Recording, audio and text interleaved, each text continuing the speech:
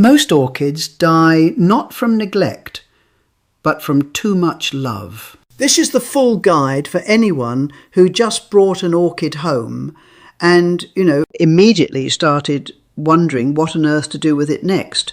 Where to put the plant on day one, how and when to water it, how to fertilize it, when to repot it, how to prune it, and what the most common distress signals actually mean.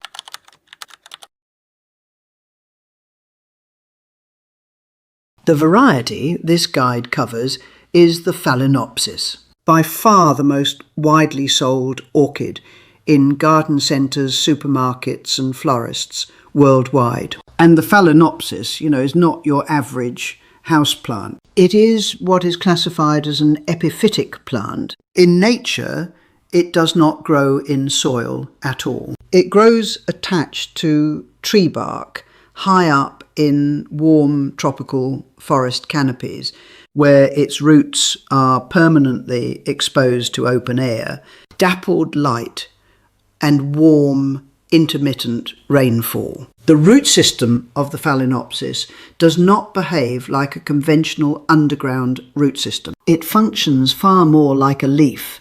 It contains chlorophyll, it photosynthesizes, and it pulls moisture and nutrients directly from the surrounding air and from whatever organic material is touching it. This is actually what trips up a lot of first-time buyers. Why are orchids sold in transparent pots? The answer is that the roots need light to perform their chlorophyll function. Block that light and the roots stop photosynthesizing. They weaken slowly and the plant eventually loses the ability to feed itself entirely. So when repotting time comes around, a transparent container is not just an aesthetic preference. It is essential to the plant's survival. An opaque pot, a ceramic or terracotta one that looks smart on the shelf, quietly starves the root system of the light it depends on every single day. This is also why standard houseplant compost is completely wrong for orchids. The bark-based substrate used instead replicates the loose, airy, fast-draining material naturally found around tree roots in tropical forests. Open, breathable, and never waterlogged. Keep the image of a tree-clinging, air-breathing tropical plant in mind throughout this guide. And every instruction here starts to feel logical rather than arbitrary. That one fact that the roots are active, living, light-hungry structures rather than passive underground anchors reshapes every single decision made around this plant, from which pot to choose where it sits on the shelf.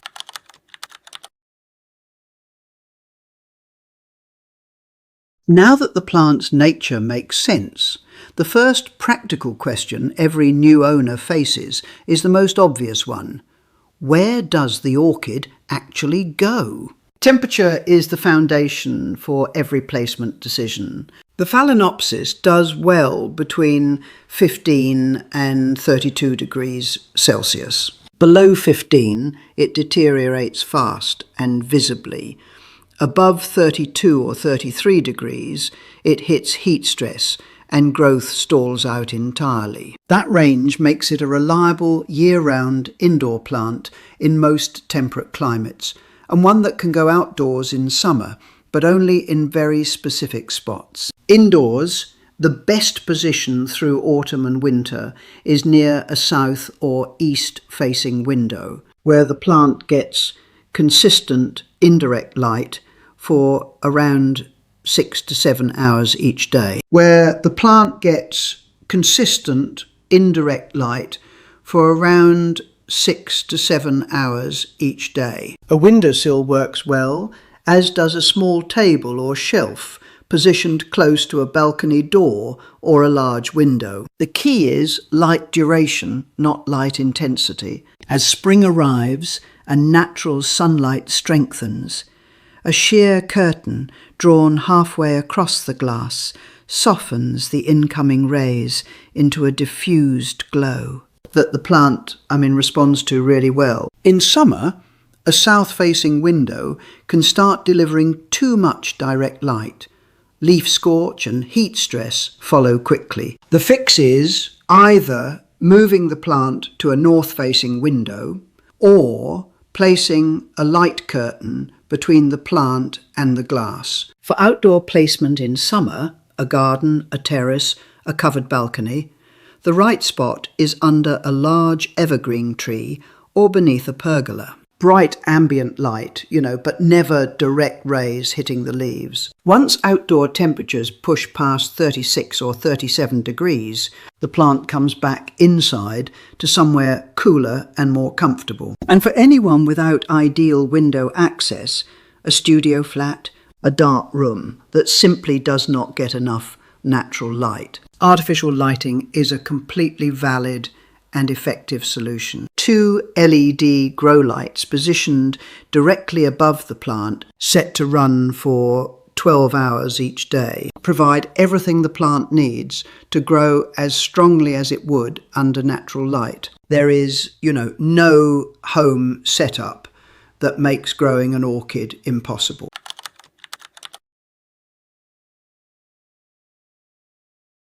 Placement is settled.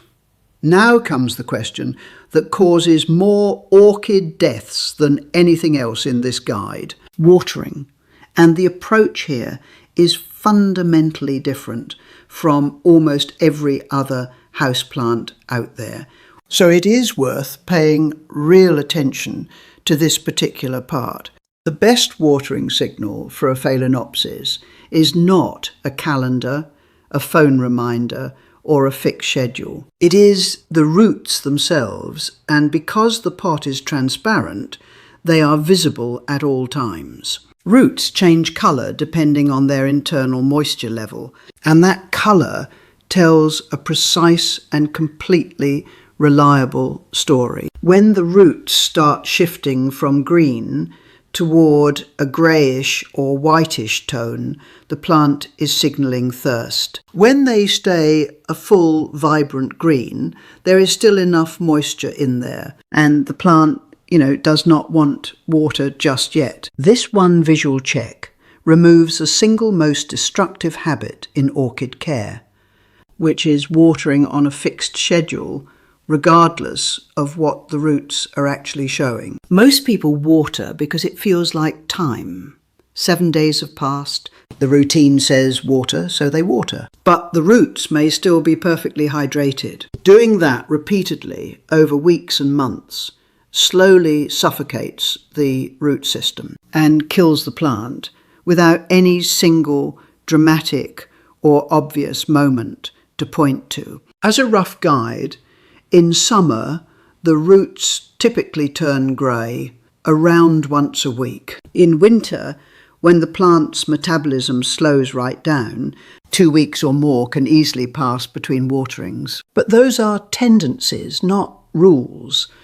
Think of them as patterns rather than a schedule. If the roots are still bright green on day 9 in the middle of summer, wait. If they have gone grey by day 5 in winter, water. The roots running along the outer wall of the pot tend to change colour most visibly, so check those first.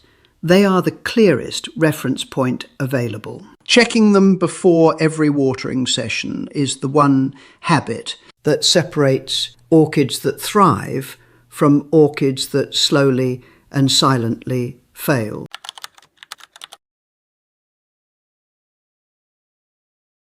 Knowing when to water is the first half of the equation. The second half, how to actually deliver that water correctly, is where even well-intentioned care frequently goes wrong in ways that stay invisible until the damage is already done. The recommended technique is called the bath method, and it replicates the way the Phalaenopsis absorbs moisture in its natural habitat far more effectively than simply pouring water over the top of the pot. The evening before a watering session, fill a container with tap water and leave it out overnight to reach room temperature. Cold tap water applied directly to tropical roots creates a thermal shock that stresses the plant every single time. You know, this step is not optional. By the following morning, the water has settled to ambient temperature. At that point, add 1 milliliter of white vinegar per litre of water and stir briefly. This mild acidification brings the water closer to the slightly acidic rainfall the plant absorbs naturally in a tropical environment. 1 milliliter, that is the right amount, and going higher achieves nothing useful. Take the potted orchid and submerge it, pot and all, in a basin filled with this prepared water. Let it soak for at least 30 seconds or until the bubbling from inside the substrate stops completely. Those bubbles, are air pockets within the bark mix being displaced by water. When the bubbling stops, the substrate is fully saturated. Lift the pot out, hold it above the basin for about a minute to drain properly, and then place it back in its saucer or decorative outer pot. One rule that cannot be skipped: never allow water to sit and pool in the saucer beneath the pot. Standing water at the base is a direct route to root rot, and root rot in an orchid is, one of the hardest situations to come back from. Between waterings, misting the leaves with a fine spray bottle every 2 to 3 days adds ambient humidity that benefits a tropical plant, especially in centrally heated rooms in winter where indoor air gets very dry. Misting does not replace a proper watering session, but it keeps the plant comfortable and noticeably healthier between baths.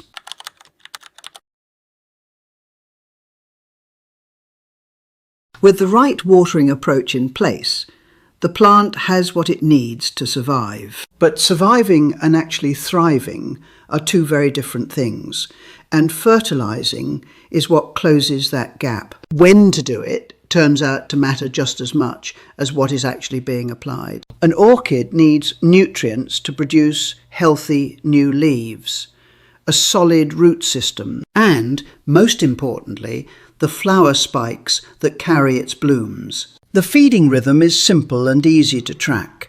Every 4th watering session includes fertilizer. The first 3 are plain acidified water. On the 4th, fertilizer goes into the water before the bath. The right product is a balanced, water-soluble orchid fertilizer containing nitrogen, phosphorus and potassium. Look for formulations with ratios around 3, 4 or 5 for each element. These nutrients work together. Nitrogen drives leaf and root growth, phosphorus supports root development and flowering, and potassium strengthens the overall structure of the plant. Specialist orchid fertilizers are widely available and relatively inexpensive, and a single small bottle typically lasts a very long time because the individual doses are small. Always follow the dosage instructions on the packaging. A common starting point is roughly half a measure per litre of water, but the product always takes priority over any general guideline. Marking fertilizing sessions on a calendar helps, especially at the beginning when the rhythm is still new. In summer, 4 waterings span roughly 4 weeks, so the schedule stays easy to manage. There is one important exception, and this one, really matters. During the 2 to 3 months the orchid is actively in flower, stop fertilizing entirely. The plant is channeling all of its energy into sustaining those blooms. Adding fertilizer at this stage redirects that energy towards vegetative growth, new leaves, new roots. When the plant's entire biological priority right now is flowering. Once the flowers fall and the spike starts to change, resume the every 4th watering schedule. The period between flowerings, when the plant is rebuilding roots, developing new leaves, and preparing new spikes, is when nutrients are most actively used. That is exactly when consistent fertilizing makes the most visible difference in how quickly and vigorously the plant returns to bloom.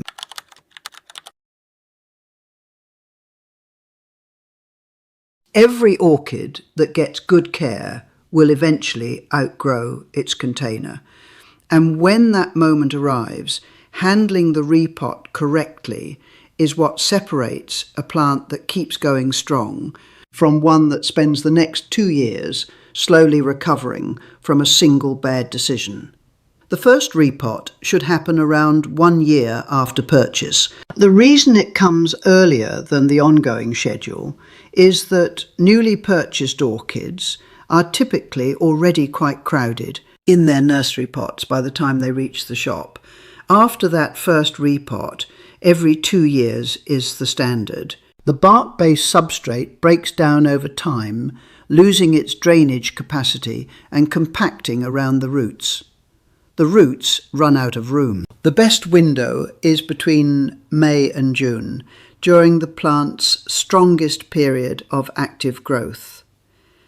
The new pot must be transparent and only about 2 centimetres wider than the previous one. Do not jump to a much larger container. You know, this is one of the most common mistakes. An orchid placed in an oversized pot redirects all of its energy into filling that space with roots before it produces any flowers, which can easily mean 2 years or more without a single bloom. Size up gradually, always. The day before repotting, give the plant a full bath. Hydrated roots are plump, flexible, and far less likely to snap during handling.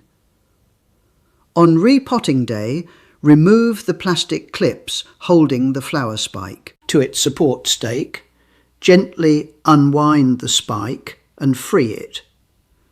Turn the old pot upside down and trim any roots that have grown through the drainage holes using sharp scissors sterilised with 70% ethyl alcohol. Gently squeeze the flexible pot and rotate the root mass free. Rinse away the old substrate using a pressure spray bottle or by submerging the roots in a clean bucket of water. Do not pull bark away by hand, as that tears the root surface. A small plastic nursery cage is often found embedded in the substrate near the base of the plant. This propagation aid from the original grower needs to be cut apart with scissors and removed entirely. With the roots clean and visible, trim any that are dry, shriveled, or dark and soft. Healthy roots are firm, full, and green. Use sterilised scissors throughout. Place a 2 centimetre drainage layer of pine bark at the base of the new pot. This layer ensures roots never sit in pooled water. Work fresh orchid substrate gently into the root mass before lowering the plant in, using a finger to push the mix between the roots without forcing. Add more substrate and rotate the pot slowly, tapping it on the table so the mix settles into the gaps.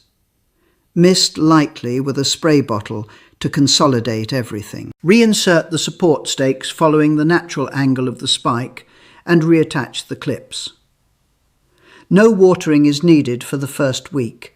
The roots absorbed plenty the day before, and the fresh substrate is already lightly moist.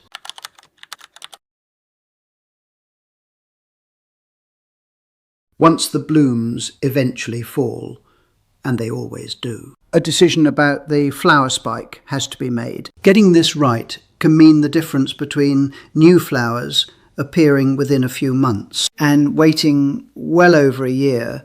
The instinct after flowers drop is often to cut the spike straight off and start fresh. That instinct is sometimes right, but not always.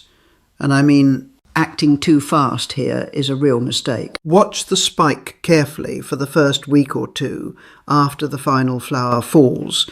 A spike drying from the tip downward, turning brown or yellow as it desiccates, has finished its work and should be removed. Count up from the base of the spike to identify the second node, the small, slightly raised joint visible along the stem, and make a clean diagonal cut about 1 centimetre above it, using sharp, sterilised pruning scissors. The diagonal angle prevents moisture from sitting on the cut surface and reduces the chance of rot developing at the stub. If the spike stays green and firm after the flowers drop, though, leave it alone. A living green spike carries dormant buds at each node that can activate under the right conditions, producing a new lateral branch of flowers, or even a small plantlet known as a keiki, a genetically identical offset that can eventually be separated and raised as a completely new plant. Once the keiki has developed 3 or 4 roots of its own, each at least a few centimetres long, it can be gently detached with sterilised scissors and potted into its own transparent container with fresh orchid substrate. A free new plant, from a spike most people would have cut off without a second thought. The plant signals its own intention clearly. If a new green shoot is emerging from one of the nodes, leave the entire spike intact and let the plant direct its energy toward that growth. Remove only the portions of the spike that are visibly dead or dried. Waiting for that signal is not passive. It is smart, attentive care that, frequently delivers an extra blooming cycle with no extra effort at all. Once the spike situation is sorted, use that same session to trim any aerial roots that are completely dry and hollow, cutting them cleanly at the base and leaving every healthy, green, firm root fully undisturbed.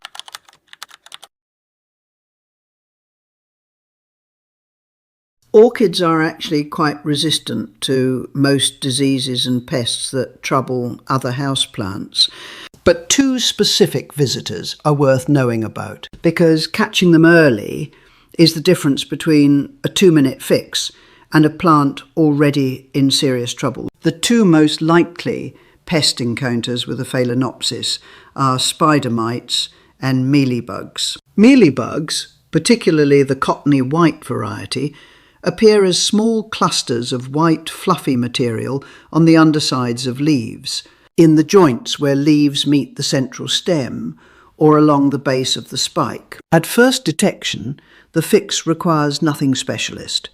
A cotton swab, slightly dampened, used to wipe the affected areas clean. This works for both the cottony mealybug and the harder shield-shaped variety that attaches flat against the leaf surface. Catch them early and, the problem is completely gone in a couple of minutes. Spider mites are more common on plants kept near open windows during warm months, where airflow lets them travel easily between plants. They thrive in hot, dry conditions, which is exactly why the habit of regular leaf misting is such a valuable preventive measure. At the first sign of spider mites, tiny moving specks on the leaf surface, or a fine webbing appearing on the undersides, mist the entire plant thoroughly with plain water. Spider mites cannot tolerate consistent moisture and will leave a regularly misted plant alone. For more established infestations where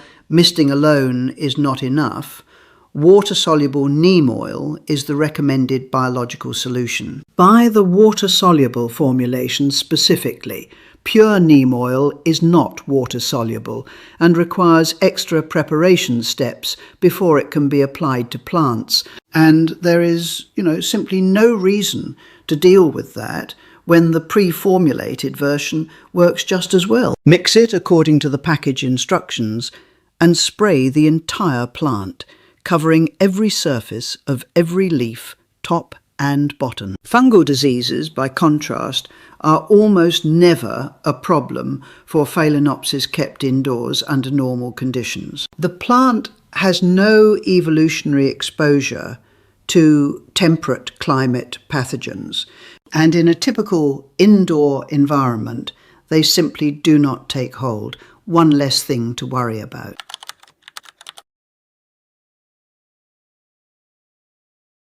Even when everything is done right, orchids occasionally send out distress signals. That can look pretty alarming to someone who has not encountered them before. Knowing what those signals mean and acting quickly prevents a lot of unnecessary plant loss. 3 warning signs come up most often. The first is flower buds dropping before they ever open. When an orchid in bud suddenly starts shedding those buds before blooming, the plant is experiencing environmental stress. The most effective response is to move it to a brighter, warmer spot and immediately increase the humidity around it.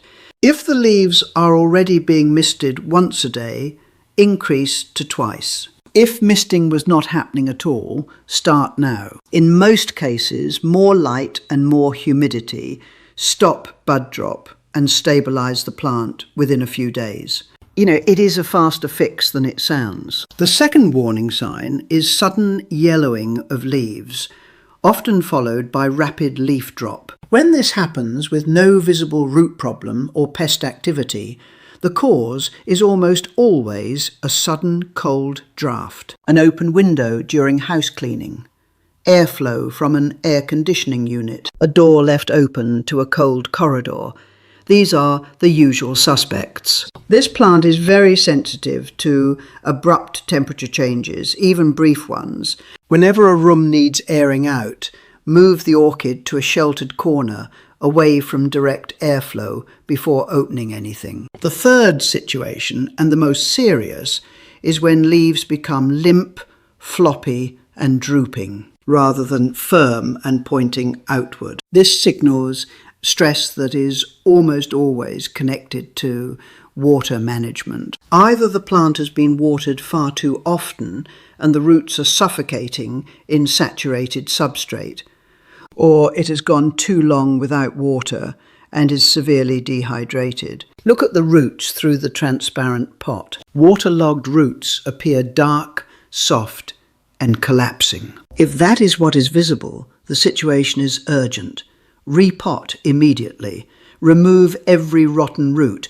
Replace the substrate entirely and make sure the drainage layer at the base of the new pot is solid. Check that the saucer is not trapping standing water underneath. Root rot, once set in, is hard to reverse, but a fast and thorough repot gives the plant its best possible chance. If the roots instead look pale, grey and bone dry rather than soft, the plant is simply thirsty and will recover quickly with a proper bath. One constant to monitor through all of these situations is temperature. The ideal range is 20 to 24 degrees Celsius. The plant holds up down to 16 or 17 degrees with some resilience. Below 15 it declines fast. Above 32 or 33, heat stress kicks in and the plant struggles noticeably. Staying within those limits, observing through the transparent pot regularly and responding to what the plant is actually showing, rather than sticking to a rigid fixed schedule. That combination, keeps a Phalaenopsis healthy and blooming. And it is far simpler in practice than reading through all of this might suggest right now. The thing that trips up most orchid owners is not a lack of effort or care. It is just starting without the right information, and now that gap is fully closed. More videos are coming on this channel. New blooms, problem solving, going deeper into what makes these plants tick. Hit subscribe so the next one finds you, and see you there.